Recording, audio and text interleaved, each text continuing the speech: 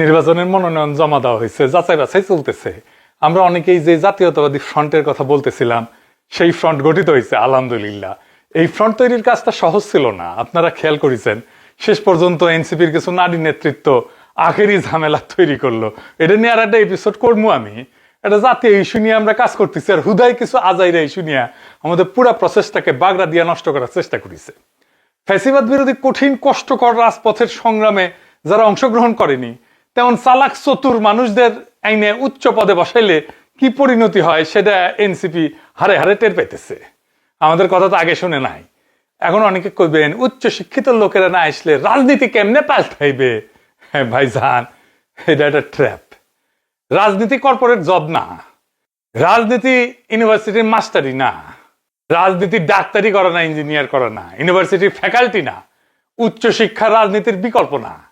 রাজনৈতিক বৈধতা আসে ত্যাগ, ঝুঁকি, জনগণের সঙ্গে লড়াই করে জনগণের মন, জনগণের চেতনাকে ধারণ করার মধ্যে দিয়ে। আপনি জ্ঞানে, আপনি দক্ষতায় আকাশে উঠে গেছেন, কিন্তু আপনার মানুষ এইখানে আছে মাটিত। আপনার মাটিত নেমে আসতে হবে এবং মাটির কথা কইতে হবে। মনমোহন সিং ছিল না ওই যে ইন্ডিয়ার প্রাইম মিনিস্টার, কেমব্রিজ, অক্সফোর্ড, এগুলো মেলা কিছু ভেজে খেয়েছে, বিশ্বমানের অর্থনীতিবিদ, কিন্তু রাজনীতি থেকে, আন্দোলন থেকে গড়ে আসেনি। প্রাইম মিনিস্টার হয়েছে পার্টির নির্বাচিত নেতা হিসেবে না, একটা এলিট কনসেনসাসের মাধ্যমে। কি হইল? প্রধানমন্ত্রী রাজনৈতিক নেতৃত্বহীন নির্বাহী পদে পরিণত হইল। নির্বাচিত সরকার থাকলেও রাজনৈতিক সিদ্ধান্ত অন্য জায়গায় নেওয়া হইতে থাকে, ফলে শুধু কংগ্রেসের হোগা মারেনি। ও আচ্ছা, এডিটার সাহেব মানা আছে, এডিটার সাহেবের মানা আছে, মুখ খারাপ করা যাবে না। আচ্ছা ঠিক আছে, তো এই মনমোহন সিং এর দুর্বল নেতৃত্ব বিজেপির উত্থানের ক্ষেত্র তৈরি করেছিল। প্রফেসর ইউনূসকেও দেখেন, উচ্চশিক্ষিত, রেসপেক্টেড, সৎ, কিন্তু একটা অতি দুর্বল শাসন উপহার দিল আমাদেরকে। এলিট, টেকনোক্র্যাট, এই যে রাজনৈতিক শর্টকাট, এইটাতে গণতান্ত্রিক ক্ষয় হয়। যাই হোক, এবার আসেন এই জোটের নির্বাচনে বিজয় পাইতে হইলে কি করতে হবে, এটা আমাদের বোঝা লাগবে, তাই না? আসেন বুঝে দেখি। 11 একটা প্ল্যান থাকতে হবে, প্ল্যান। বাংলার লুথার কিং কইছে আই হ্যাভ এ প্ল্যান। তাহলে এই জোটের প্ল্যান কি? বাংলার মার্টিন লুথার কিং উনার প্ল্যান না কইলেও এদের প্ল্যানটা কওয়া লাগবে। আমি তো সেলস এন্ড মার্কেটিং এর লোক, আমি যে কোনো পরিকল্পনা আমার মার্কেটিং কমিউনিকেশনের ভাষায় করবে চাই। মার্কেটিং কমিউনিকেশনে ব্যবহৃত একটা স্ট্র্যাটেজিক শর্টের নাম হইতেছে কিস, KISS। সুম্মা না কলে, সুম্মা না, তাহলে keep it simple and stupid. Jamaat বিরোধীরা জামাতের আমিরকে আবার সুম্মা শফিক কয় আর কি, ওই কিস না। তো যাই হোক, এটা মার্কেটিং, এটার মানেটা কি? মানেটা মেসেজ হবে সহজ, এটা খুব কোর কথা থাকবে, এক নজরে বোঝা যাবে। এটা কেন ব্যবহার করা হয়? কারণ মানুষ তো পড়ে না, স্ক্যান করে, বিশ্লেষণ করে না, অনুভব করে, তুলনা করে না, শর্টকাট নেয়। তাই জটিল ভাষা কেউ শুনে না। যেমন ধরেন অ্যাপেলের কোর কিস মেসেজ কোনটা? Think different. নাইকির জাস্ট ডু ইট। এডিডাসের ইম্পসিবল ইজ নাথিং। ঠিক এইরকম খুব সিম্পল প্ল্যানিং দিয়া কইতে হবে we have a plan. Plan সহজ হইলেও আমার এপিসোড করলে সহজ না, কারণ এই প্ল্যান নেওয়া হয়েছে সেটা তো ব্যাখ্যা করা লাগবে, তাই না? তো আর বুঝাতে হবে কেন এই প্ল্যান বাংলাদেশের জন্য সবচেয়ে ভালো। এখন কেউ কেউ কইতে পারেন প্ল্যান যদি কইয়াই দেন তাহলে বাংলার লুথার কিং এর দল যদি এটা করে ফেলায়, নো অফেন্স, বাঙ্গু মিডিয়া তারেক রহমানকে এই নামই দিছে, তা আমি দেই নাই, আমার দোষ না। তো আমারে গেলায় লাভ নাই, গেলাইলে বাঙ্গু মিডিয়া গেলাইন। যাই হোক, আমার প্ল্যান যদি তারা নেয় তাহলে তো আলহামদুলিল্লাহ, তাদের কাম কমলো না, দেশেরও উপকার হইল। প্ল্যানটা যদি কেউ বাস্তবায়ন করে তাহলে তো বাংলাদেশের মানুষ লাভবান হবে। আমার প্ল্যান তো বাংলাদেশের মানুষ ক্যাঙ্কা করে লাভবান হবে, করলে তো ভালোই। তবে ওরা চাইলেও এই প্ল্যান বাস্তবায়ন করতে পারবে না। কেন সেটা পারবে না, সেটা আমার আলাপটা আগেই বুঝবেন। তো আমাদের প্ল্যানের আগে আমাদের কইতে হবে আমাদের সমস্যা কি, কোন সমস্যার সমাধানের জন্য এই প্ল্যান। মহারাজ কি সমস্যা, আসেন সমস্যাটা দেখি। বাঙ্গু বামেরা ঢাকা বিশ্ববিদ্যালয়ে ডাকসু নির্বাচনের আগে স্লোগান দিয়েছিল, তুমিও জানো আমিও জানি জামাত শিবির পাকিস্তানি। ছাত্র শিবির পাকিস্তানি, তুমিও জানো আমিও জানি, সাদিক কায়েম পাকিস্তানি, তুমিও জানো আমিও জানি, সাদিক কায়েম পাকিস্তানি। শুনে চাও তো? ঠিক এইভাবে বাংলাদেশের সমস্যাগুলা আপনিও জানেন, আমিও জানি, কিন্তু যেটা জানি না সেটা হইতেছে এই সমস্যাগুলার গোয়া এডাই একটাই একটাই একটাই, মেলা গোয়া না, রসুনের মতো। আজকে আমি অঙ্ক কইসা দেখাই দিব সমস্যাগুলো কিভাবে একে অন্যের সাথে যুক্ত, কিভাবে এই সমস্যার রসুনের গোয়া একটাই। এটিতে সে মাইন্ড করলো না এটি গোয়া খাওয়াতে, যাই হোক এটা এটা স্যাংশন পেলাম। এবার কিভাবে বিএনপি ঠিক এই আগের ব্যবস্থাটা এই রসুনের গোয়াটা বজায় রাখতেছে। বাংলাদেশের মূল সমস্যা মূলত চারটা: দারিদ্র, দুর্নীতি, বেকারত্ব, ভারতীয় আধিপত্য। এই সেটটাই আসলে আওয়ামী ফ্যাসিবাদের জন্ম দেয়। এই সেটটা যদি একটা চাকা হয়, আওয়ামী লীগ এই সেটটার কেন্দ্রে, এই সেটটা দিয়ে একটা চাক্কা বানান, তার সেটটা স্পোক বানান চারিদিকে, এই স্পোকের সেটটা লিখে দেন, আর মাঝে কেন্দ্র লেখেন আওয়ামী ফ্যাসিবাদ। এবার আসেন দেখি কেন এই সেটটার সমস্যা একে অন্যটার সাথে যুক্ত, মানে দুর্নীতির সাথে কেমনে ভারতীয় আধিপত্য যুক্ত। বিষয়টা অদ্ভুত না? হ্যাঁ, অদ্ভুতই পথে। আসেন বুঝে দেখি, তখন আর অদ্ভুত লাগবে না। দুর্নীতির সাথে ভারতীয় আধিপত্যের সম্পর্ক প্রথমে অদ্ভুত লাগে, কারণ আমরা দুর্নীতিকে দেখি নৈতিক সমস্যা হিসেবে, আর ভারতীয় আধিপত্যকে দেখি পররাষ্ট্রনীতির বিষয় হিসেবে। কিন্তু রাষ্ট্র তো নীতিতে চলে না, রাষ্ট্র চলে ক্ষমতার অঙ্কে। এই অঙ্কটা বুঝলে অদ্ভুত আর থাকে না এই সম্পর্কটা। প্রথম প্রশ্নটা করি, একটা সরকার ভোট ছাড়া দুর্নীতিতে ডুবে থাকার পরেও টিকে থাকে কেমনে? টিকে থাকার তো কথা না, কারণ তার রাজনৈতিক বৈধতা তো নাই। কিন্তু সে বৈধতার একটা বিকল্প উৎস খুঁজে নেয়। এখানেই ইন্ডিয়া শর্ট করে ঢুকে পড়ে। যেই সরকারের জনগণের কাছে গ্রহণযোগ্যতা নাই, সেই সরকার জনগণের দিকে তাকায় না, সেই সরকার তার বৈধতার জন্য বাইরের দিকে তাকায়। বাইরেটা হইতেছে ইন্ডিয়া। বাইরের স্বীকৃতি, বাইরের নিরাপত্তা, বাইরের সিগন্যাল, বাইরের রাজনৈতিক সাপোর্ট, বাইরের কূটনৈতিক সাপোর্ট, এইগুলা তার জন্য লাইফ লাইন হয়ে দাঁড়ায়। তাই হয়েছে ইন্ডিয়া হাসিনারে রাজনৈতিক আর কূটনৈতিক সাপোর্ট দিয়ে টিকায় রাখিছিল। দৌড়ানি পালানোর পরেও তারই আশ্রয় দিছে। এই জায়গাটার নামই হইতেছে ভারতীয় আধিপত্য। এটা কোনো ট্যাঙ্ক পাঠায় করে না, এটা কোনো সরাসরি শাসন না। এটা হইল বাংলাদেশের ক্ষমতায় কে থাকবে সেই প্রশ্নের উত্তর থাকে আমাদের কাছে না, দিল্লির কাছে।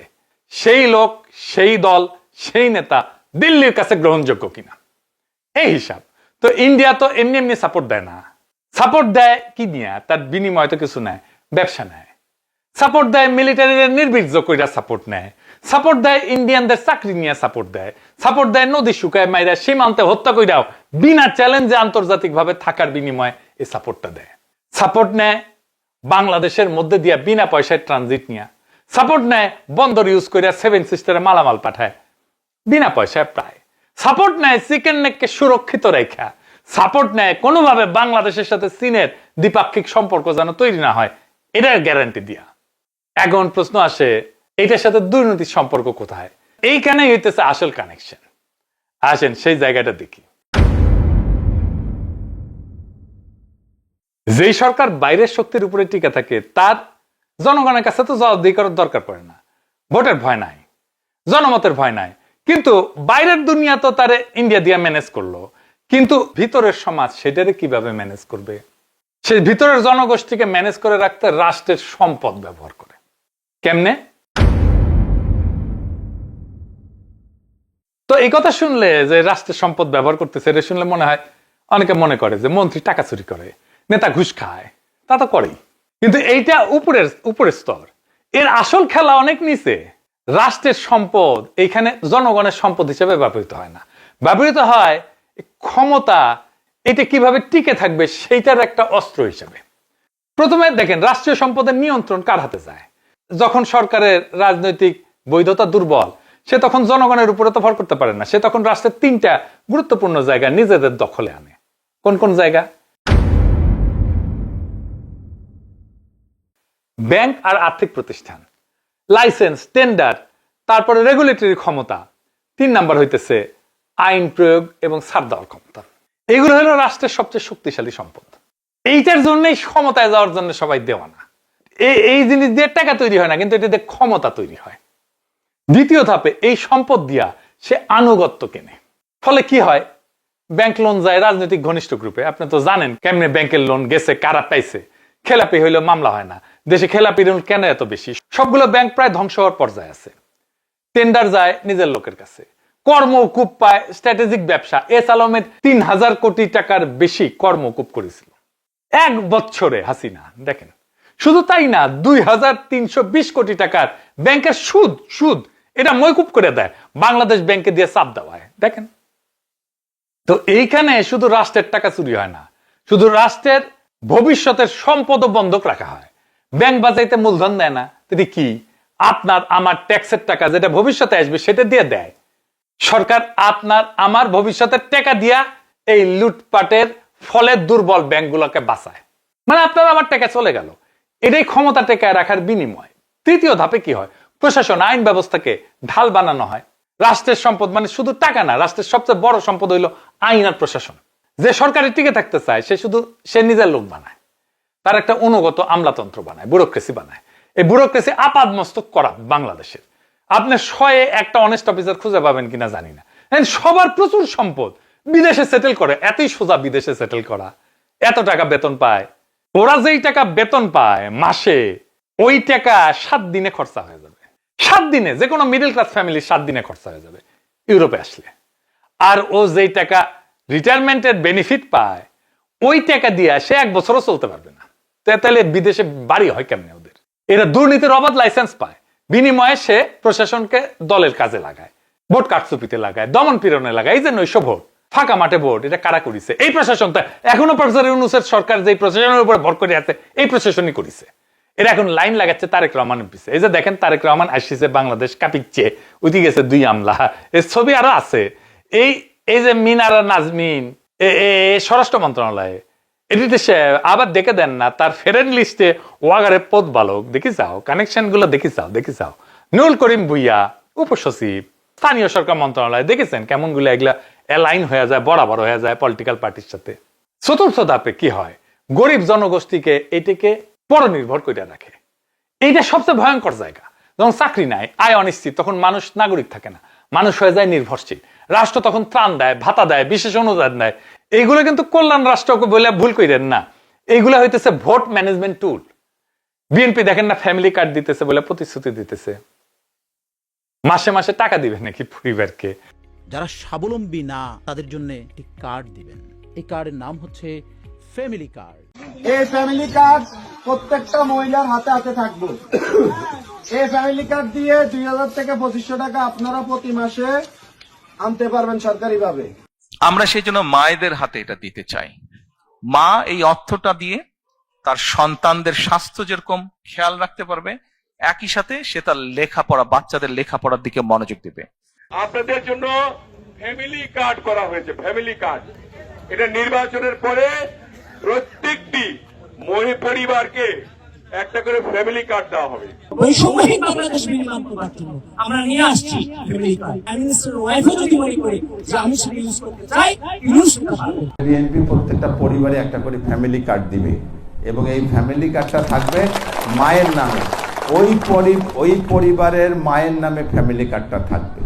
ফ্যামিলি কার্ডটার অনেক উপকারিতা আছে, উপকারিতাগুলো আগে শোনেন। সেটা হলো যে মায়ের নামে ফ্যামিলি কার্ড দিয়ে মা রেশনের দোকান থেকে চাল, ডাল ইত্যাদি কিনলে, যদি মা 20,000 টাকার দ্রব্যাদি কিনে, তাহলে সেখানে সরকার 10,000 টাকার ভর্তুকি দিবে।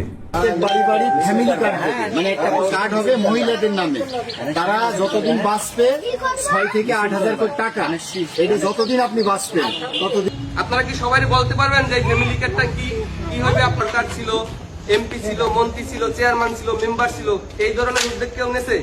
হ্যাঁ, এই ধরনের কথা কেউ বলছে যে সরকার ক্ষমতায় আইলে একটা পরিবারের সমস্ত বাজার খরচ সরকার দেবে, এই ধরনের উদ্যোগ কেউ নেছে? তাইলে যদি আমরা এই চিন্তাটা তারেক রহমান এবং মনিভাই করছে। আপনি এবং আপনার পরিবার আপনাদের মূল্যবান ভোটকে আমাদের ধানের দিবেন। আলহামদুলিল্লাহ, আলহামদুলিল্লাহ। আপনি কিন্তু আলহামদুলিল্লাহ বলছে, ঠিক আছে? বিশেষ করে যদি ধানের শেষ মার্কায় আমাদের ইনশাআল্লাহ আমরা ধানের শেষ মার্কা যদি আসে, আপনাদের দেখেন আপনাদের ফ্যামিলি মহিলাদের জন্য ফ্যামিলি কার্ড করা হবে, ঠিক আছে? বিশেষ করে আপনি হচ্ছেন ঘরের গৃহিণী এবং আপনার জন্য ফ্যামিলি কার্ড করা হবে। আমাদের ফ্যামিলি কার্ডে আপনারা প্রত্যেক মাসে ধরেন 20,000 টাকা মোবাইল নাম্বার জানেন। তারেক রহমান বুঝেছে প্রত্যেকটা বাড়ি একটা করে ফ্যামিলি কার্ড দেবে। ফ্যামিলি কার্ড মানে একটা করে কার্ড তৈরি করে দেবে, সেই কার্ডে 7 থেকে 8,000 করে টাকা যতদিন বাঁচবে ততদিন প্রত্যেক মাসে মাসে পেয়ে যাবো। ভাতা ভাতা প্রত্যেক বাড়ি একটা করে মহিলাদের ফ্যামিলি কার্ডের একটা ব্যবস্থা আছে, ভাতা, সেখানে মাসে মাসে 7,000 করে তারও বেশি পাইতে পারো। বললেন বিএনপি ক্ষমতায় গেলে ফ্যামিলি কার্ড দেওয়ার জন্য প্রত্যেক কার্ডের বিপরীতে 2 থেকে 2,500 টাকা করে আমরা বরাদ্দ করবো। কার্ড হলো ফ্যামিলি কার্ড। এই যে এরকম একটা নমুনা, এরকম 50 লক্ষ কার্ড দিব। এটা যদি প্রত্যেক মাসে 50 লক্ষ থেকে 1 কোটি পরিবারকে আমরা রাষ্ট্রের পক্ষ থেকে সরকারি একটা সাহায্য বা প্রণোদনা আমরা পাঠাবো। তার সঙ্গে তারেক রহমান ইতিমধ্যে ঘোষণা করেছেন বাংলাদেশের 50 কোটি লোকেরকে ফ্যামিলি কার্ড দেওয়া হবে। জামাতকে কখনো ভোট দিস না, আওয়ামী লীগকে আমাদেরকে ভোট দে, আমরা তোদেরকেও হারুন ভাইকে বলে তোদের সবাইকে ফ্যামিলি কার্ড করে দেবো। তারেক রহমান বলেছে আমরা এইটা বাংলাদেশের 2 কোটি ফ্যামিলি, 2 কোটি কার্ড পর্যায়ক্রমে সবকে দিবে। ফ্যামিলি কার্ড দেখছেন, এই ফ্যামিলি কার্ড এই ভবিষ্যতে বিএনপি ক্ষমতায় গেলে 50 লক্ষ ফ্যামিলি কার্ড তারেক রহমান সাহেব দেবেন। এই পরিবারের 50 লক্ষ পরিবার বিএনপি ক্ষমতা আসার 6 মাসের মধ্যে 50 লক্ষ পরিবারকে দেবে।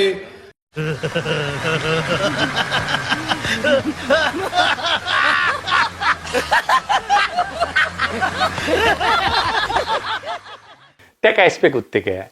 টাকাটা যে দিবে ওই টাকাটা আয় হবে কোত্থেকে? এইটাই আওয়ামী লীগ করতো, মুক্তিযুদ্ধ ভাতা দিত, বালসাল ভাতা দিত, এই সমস্ত নামে। 5ম ধাপে রাষ্ট্রের ন্যারেটিভ রিসোর্স আছে একটা, এটা ব্যবহার করে রাষ্ট্রের একটা বড় সম্পদ ন্যারেটিভ কন্ট্রোল। সরকারি মিডিয়া, বিজ্ঞাপন, উন্নয়নের গল্প, ভয় দেখানো, জঙ্গি ন্যারেটিভ তৈরি করা, আপনারে মব বলা, এখানেই আসে 15 আলো, দিল্লি স্টার। এইগুলা দিয়ে সরকার চারিদিকে আওয়াজ দেয়, বলে আমরা না থাকলে দেশ ধ্বংস হয়ে যাবে। এই ন্যারেটিভ না থাকলে বাইরের সমর্থনও টিকে থাকে না। 2 বাটপার মতিউর রহমান আর মাহফুজা নাম এইভাবে হাসিনার বৈধতা উৎপাদন করে গেছে, আর এখন তারেক রহমানের জুতা চাটিচ্ছে। আমি চায়না গেছি, ওদের মিডিয়া, ওদের ফরেন মিনিস্ট্রি, এরা ডেইলি স্টার রেফার করে। আমি কই এটা তো পিওর ইন্ডিয়ান দালাল, ওয়েস্টের দালাল, এইগুলোর রিপোর্ট দিয়ে বাংলাদেশকে দেখো কেন তোমরা? এইবার একসাথে দেখান দেরিজে সাহেব কিভাবে আভ্যন্তরীণ আনুগত্য নিশ্চিত করে একটা রাজনৈতিক দল একটা বন্দোবস্ত কইরা। ব্যাংক থেকে লোন দিয়ে আনুগত্য নেয়, আইনে ছাড় দিয়ে আনুগত্য নেয়, টেন্ডারে কাজ দিয়ে আনুগত্য নেয়, ভাতা দিয়া নির্ভরতা কেনা দিয়া আনুগত্য নেয়, প্রশাসন ঘুষ খাওয়ার লাইসেন্স দিয়ে আনুগত্য নেয়, আর ন্যারেটিভ ভয় দেখায় আনুগত্য নেয়। এইটাই রাষ্ট্রীয় সম্পদ ব্যবহার করে ক্ষমতা টিকায় রাখার পুরা মেকানিজম। এইটারে বলা হয় বন্দোবস্ত। এইটা একটাকে আর একটা সাপোর্ট করে। দুর্নীতি কিন্তু আসলে কোনো বিচ্যুতি না, এটা ক্ষমতা টিকায় রাখার একটা বন্দোবস্ত। এই বন্দোবস্তের মধ্যেই দুর্নীতি টিকে থাকে এবং ফ্লারিশ করে। এইখানে একটা গুরুত্বপূর্ণ কথা, এই ব্যবস্থায় ভালো মানুষ ক্ষমতায় গেলেও খারাপ কাজ করতে বাধ্য হয়, কারণ বন্দোবস্তটাই এরকম। ধরেন আমাদের পয়সার ইউনূসের সরকারের উপদেষ্টারা, তাদের ব্যাপারে তো আমরা তেমন কোনো দুর্নীতির খবর শুনি না, তাই না? আমরা চিনি, অনেককেই চিনি। ওনারা দুর্নীতিগ্রস্ত না হইলে কি হবে? দুর্নীতি তো কমে নাই। এই জন্যই শুধু নেতা বদলাইলে বদলায় না, বন্দোবস্তটা না ভাঙলে এই দুর্নীতির চক্র ভাঙা যায় না। রাষ্ট্র আবার একই কাজ করে। এইখানে দুর্নীতি কোনো ব্যতিক্রম না, দুর্নীতি একটা শাসন পদ্ধতি হয়ে দাঁড়ায়।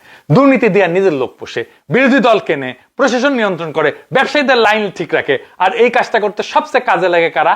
এটাই হইতেছে আসল পয়েন্ট, আসল জায়গা। এই জায়গাটা ধরতে পারলে, এই সিস্টেম করলে, এই সিস্টেমে চাপ দিতে পারলে আপনি পুরা বন্দোবস্ত ভেঙে দিতে পারবেন। এই দুর্নীতির আসল চাকা, মূল জায়গাটা কারা? এইটা হইতেছে বিগ ক্যাপিটাল, বড় পুঁজি। কারণ বিগ ক্যাপিটাল বড় লোন নেয়, বড় ছাড় চায়, বড় ডিল করে। সরকারের এখানে সাপোর্ট লাগে, রেগুলেটরি সাপোর্ট লাগে। এস আলমের কর মাফের কেসই তো দেখেছেন। এইটা সেই জায়গা যেখানে দুর্নীতি, বিগ ক্যাপিটাল, ভারতীয় আধিপত্য একই সুতায় গাঁথা হয়ে যায়। চাক্কাটা আবার দেখেন এডিটর সাহেব, কারণ ভারতীয় আধিপত্য চায় স্থিতিশীল সরকার, প্রেডিক্টেবল সরকার, জনগণের চাপমুক্ত সরকার। আর সেই সরকার টিকতে চায় দুর্নীতির মাধ্যমে, বিগ ক্যাপিটালের মাধ্যমে। এইখানে বুঝতে পারবেন কেন বিএনপির তারেক রহমান কেন নিরাপত্তা, শান্তি আর স্থিতিশীলতা বলতেছে। বুঝতে পারতেছেন? মিলে এবার এখন দেখেন বিগ ক্যাপিটাল থেকে কিভাবে বেকারত্ব আসে। কারণ বিগ ক্যাপিটাল মানে বড় টাকা, বড় পুঁজি, কিন্তু বড় চাকরি না। বিগ ক্যাপিটাল মেশিনে চলে, অটোমেশনে চলে। ছোট পুঁজি বেশি চাকরি তৈরি করে, বড় পুঁজি কম চাকরি তৈরি করে। ছোট পুঁজি মানে বেশি চাকরি, বড় পুঁজি মানে কম চাকরি, সবসময় মাথায় রেখে। একটা উদাহরণ দিই, এইটা স্যার দুই পাশে লেখেন, একটার উপরে ডেয়ারি প্ল্যান্টের ছবি দেন, গরুর দুধের প্ল্যান্টের ছবি দেন, আর এক পাশে ছোট দুধের খামারের ছবি দেন। ধরেন একই পণ্য তো, দুই কাঠামো, একদিকে ছোট পুঁজি একদিকে বড় পুঁজি। বিগ ক্যাপিটাল ডেয়ারি প্রসেসিং প্ল্যান্টে ক্যাপিটাল লাগে প্রায় 300 থেকে 400 কোটি টাকা, কর্মসংস্থান হয় 800 থেকে 1200 জন। প্রত্যেক 100 কোটি টাকায় 250 থেকে 400 চাকরি হয়। একই সেক্টরে যদি এটা ছোট ডেয়ারি ফার্ম হয়, ছোট বা মাঝারি ডেয়ারি ফার্ম হয়, এই 400 কোটি টাকা দিয়ে 100 থেকে 150টা ছোট বা মাঝারি ডেয়ারি ফার্ম হবে, সিলিং ইউনিট হবে, প্রসেসিং ইউনিট হবে, স্থানীয়ভাবে কালেকশন করবে দুধ, ট্রান্সপোর্টের সাথে যুক্ত থাকবে অনেকে, প্যাকেজিং এ যুক্ত থাকবে অন্য। মোট কর্মসংস্থান তো সরাসরি করবেই, পরোক্ষ কর্মসংস্থান করবে। সরাসরি কর্মসংস্থান করবে কমপক্ষে 3000, আর পরোক্ষ কর্মসংস্থান করবে আরো 5000, মানে 8000 কর্মসংস্থান হবে। প্রত্যেক 100 কোটি টাকায় 750 থেকে 1250টা চাকরি হবে, বুঝছে আও? তাহলে কোটি চাপ দেওয়া লাগবে, বুঝছে আও? বিগ ক্যাপিটাল থেকে ছোট আর মাঝারি শিল্পের দিকে ইকোনমিকে নিয়ে আসা লাগবে, এর উপরে ইকোনমি তৈরি করা লাগবে। মানুষের চাকরি হবি, টাকা আসবি সবার হাতে, তারা পলিটিক্যালি পাওয়ারফুল হবি, আর এই অলিগার্ক, এই বড় বড় লোকরা, এদের পাওয়ার কমবি। আর এই যে বন্দোবস্ত ছিল আগে, সেটা পুরা ভেঙ্গা পড়বে ধুরমুর করে, দুর্নীতি প্রায় নাই হয়ে যাবে। আপনার দুর্নীতিবাজদের জেলে না পড়িয়া দুর্নীতি যে সিস্টেমের মাধ্যমে টিকে থাকে সেটারে জয় বাংলা করিয়া দিলেন, আপনি জনগণকে খুশি করলেন। চাকরিরত জনগোষ্ঠী আর নব উত্থিত ছোট আর মাঝারি ব্যবসায়ী আপনার সমর্থক হয়ে গেল, শক্ত সমর্থক হয়ে গেল, তারা আপনার পাওয়ার বেজ হয়ে উঠবে। কি তামসা, ব্যাবাক ফকফকা। সেই দিন মতিউর রহমান রেন্টু ভাইয়ের বাসায় গেছিলাম, চেনেন তো, ওই আমার ভাসি চায়ের রেন্টু ভাই। তো রেন্টু ভাইয়ের ওয়াইফ মানে ময়না ভাবি, উনি আমারে দাদা কইয়া থাকে, উনার বড় মেয়ে সেও আমাদের দাদা কইয়া থাকে, ওই বড় মেয়ের ছোট পোলা মানে রেন্টু ভাইয়ের নাতি, সেও আমাদের দাদা কইয়া ডাকে। তা আমি তো বিশ্ব দাদা হইয়া গেছি। যাই হোক, আমারে কইতেছে ওই রেন্টু ভাইয়ের বড় মাইয়া যে দাদা কেমনে দেশের এত সমস্যা কেমনে ঠিক হবি? আমি বললাম সব সমস্যার খুব চমৎকার সমাধান আছে। একটা গল্প বলি, একটা জটিল মেশিন, একটা জটিল মেশিন একটা কারখানায় কেউ চালাইতে পারতেছে না, নিয়ে আসছে নতুন মেশিন, শখ কইরা হাউস কইরা চালাবার পারিচ্ছে না। মেলা ইঞ্জিনিয়ার আসিছে, মেলার লেখাপড়া জানা বহু দক্ষ ইঞ্জিনিয়ার আসিছে, কেউ পারিচ্ছে না। মেশিনের মেলা দাম ধরেন 10 কোটি টাকা। এখন এমন একটা অবস্থা, ওই মেশিন বেচে 1 কোটি খেতে হবে মালিককে। পরে আমার লাগানো একটা মুরুখ আসিছে, লেখাপড়া জানে না, ভালো করে কথাও কইবার পারে না। তো ওই কইছে আমার 1 কোটি টাকা দিলে সব ঠিক করে দিবার পারি। মালিক রাজি হয়েছে, আরে মেশিন তো কটকটি খেতে হবে, যদি ঠিক করে দিতে পারে 1 কোটি টাকা দিতে কি সমস্যা? তো রাজি না, হয়তো উপায় নাই। তো ওই লোক কয় একটা হাতুড়ি দাও, হাতুড়ি দিছে, ওই মেশিনের নিচে গিয়ে হাতুড়িটা দিছে এক বাড়ি, এক ঘাও, আর মেশিন ঘর করে চালু হয়ে গেছে। এটা সাহেব মেশিন চালাও সাউন্ড দেন আছে। তো মালিক এখন গা মুসরামুসরি করে, কয় এটা হাতুড়ির বাড়ির দাম কেমনি 1 কোটি টাকা হয়? এটা তো বেশি হয়ে গেল। তো ওই মূর্খ মেকানিক কয় যে হাতুড়ির বাড়ির দাম 1 টাকা, কিন্তু কোনটি বাড়ি দেওয়া লাগবি এটা জানার দাম 99,99,999 টাকা, বুঝেছাও? তো বিএনপির জামাই কোটা বুদ্ধিজীবী কইছে জামাত পুরো আনপ্রিপেয়ার্ড, কোনো প্ল্যানিং কিছু নাই। ওখানে প্ল্যানিং আছে, ওখানে প্ল্যানিং খুলে তো দেখে দিলাম প্ল্যানিংটা কি। জামাত এনসিপির জাতীয়তাবাদী ফ্রন্ট চাইলে ইনকা প্ল্যান হাজার হাজার ব্যানে দেওয়ার লোক আছে, আমি ছাড়াও। আজকে তো খালি একটা স্যাম্পল দেখালাম। এই প্ল্যানিং নিলে বাংলাদেশ অন্য জায়গায় চলে যাবি। কিন্তু কথা হইতেছে যে বিএনপির তো কোনো প্ল্যান নাই, তার প্ল্যান করার দরকারও নাই, কারণ তারা আগের সেই বন্দোবস্ত রেখে দিবে। কোন ইডিওলজিক্যাল আদর্শগত পজিশনের তো তাদের দরকার নাই, শুধু দরকার শান্তি আর স্থিতিশীলতা। এখন কথা হইতেছে বাংলাদেশের মানুষ ভোট দিয়া তার নেতা নির্বাচন করতে পারবে কি? প্রশাসন তো বিএনপির দিকে সাইড নিতেছে। ওই দেখলাম আজকে হাসনাত আব্দুল্লাহ অভিযোগ তুলিছে, এই যে নির্বাচন হইতে যাচ্ছে, এই নির্বাচন কোনো ব্যক্তি বাছাইয়ের নির্বাচন না, কোনো দল বাছাইয়ের নির্বাচনও না। এই নির্বাচন একটা বন্দোবস্ত বাছাইয়ের নির্বাচন। আপনার সামনে 2টা রাস্তা খোলা, একটা রাস্তা পরিচিত, এই রাস্তায় শান্তি আছে, স্থিতিশীলতা আছে, কিন্তু সেই শান্তি আসে আপনার কণ্ঠ চুপ করায় দিয়া। কবরেরও শান্তি আছে। হাসিনার আমলের মতো শান্তি এক রাস্তায়, হাসিনা আমলের শান্তি ছিল, তাই না? এই রাস্তায় সরকার বদলাবে, ব্যাংক বদলাবে না, টেন্ডার বদলাবে না, আমলা বদলাবে না, চান্দাবাজি বদলাবে না, বড় ক্যাপিটাল বড় পুঁজি বদলাবে না, অলিগার্ক বদলাবে না, এই আমলাতন্ত্র ব্যুরোক্রেসি কোনো কিছুই বদলাবে না, আপনার জীবনের হিসাবও বদলাবে না। আর একটা রাস্তা কঠিন, স্বীকার করি এটা কঠিন, কিন্তু এই রাস্তা ভয়ের রাজনীতি নাই। এই রাস্তায় আমরা না থাকলে সব শেষ, এই মিথ নাই। এই রাস্তায় বলা হয় দুর্নীতি কোনো নৈতিক বিচ্যুতি না, দুর্নীতি একটা বন্দোবস্তের ফল। আর এই বন্দোবস্ত ভাঙা যায় যদি সাহস থাকে, যদি ক্ষমতা থাকে, যদি বুদ্ধি থাকে। এই লড়াই নেতা বনাম নেতা না, এই লড়াই আপনি বনাম বন্দোবস্ত। আপনি যদি চান চাকরি হোক আপনার ছেলের, আপনি যদি চান আপনার কথা বলার অধিকার থাকুক, আপনি যদি চান আপনার সম্পদ চুরি না হয়ে যাক, আপনি যদি চান ব্যাংক লুটের জায়গা না হয়ে উৎপাদনের জায়গা হোক, রাষ্ট্র ভয় দেখানোর যন্ত্র না হয়ে সুরক্ষার জায়গা হোক, তাইলে হাসিনার তৈরি করা এই বন্দোবস্ত ভাঙতেই হবে। আমরা কোনো ম্যাজিক দেখাইতে আসিনি। আমরা বলতেছি না যে সব সমস্যা কাল শেষ হয়ে যাবে, সমাধান করে দেব। আমরা শুধু এটাই বলতেছি, যেই মেশিন আপনাকে পিষে খাইতেছে ওই মেশিনের কোথায় হাতুড়ির বাড়ি দিতে হবে সেই জায়গাটা আমরা জানি। সিদ্ধান্ত আজকে আপনার। আপনি চাইলে আবার সেই পুরানো চাকায় উঠতে পারেন, পুরানো গাড়িতে উঠতে পারেন, পুরানো বন্দোবস্তে উঠতে পারেন, পুরানো বন্দোবস্তকে চালু রাখতে পারেন, আর চাইলে ওই চাকা বন্দোবস্ত ভেঙ্গা নতুন পথে হাঁটতে পারেন। এই নির্বাচন কোনো দলের না, এই নির্বাচন আপনার ভবিষ্যতের। ভোট শুধু ব্যালট না, ভোট হলো আপনি কোন বন্দোবস্তের পক্ষে সেইটার পক্ষে ভোট দেওয়া। আপনি পুরানো বন্দোবস্তের পক্ষে না বন্দোবস্ত ভাঙার পক্ষে, এই ঘোষণা। সিদ্ধান্ত আপনার। ইনকিলাব জিন্দাবাদ।